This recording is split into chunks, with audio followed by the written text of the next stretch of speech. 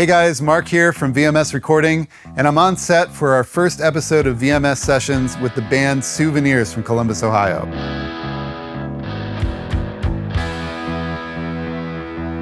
One of the cool things about this session is that the band is playing all in the same room.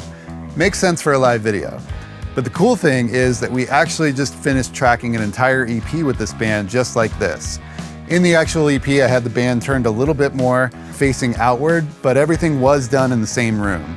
So the way that we did this was, in order to make sure that the band sounded cohesive and sounded great in the room, besides them having to perform and be awesome, which they are, is we had to get a great sounding room.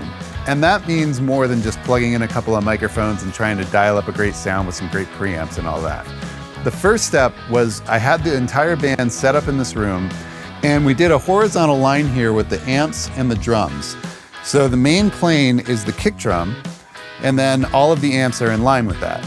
And what happens is all of the amps and the drums are pushing air out in the same direction from the same place in time.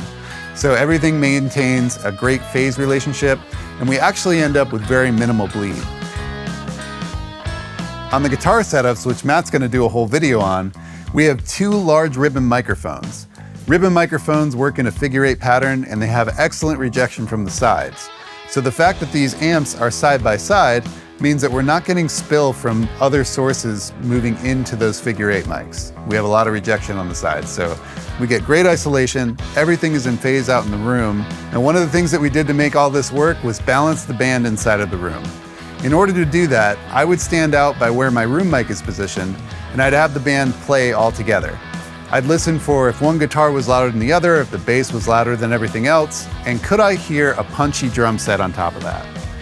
Most of the time you actually have to ask the band to turn down, so after we did a little bit of that and made sure both guitar players were as loud as each other, the bass was coming through, the drums sounded nice and punchy in the room, then we went into the control room and started working on actual sound.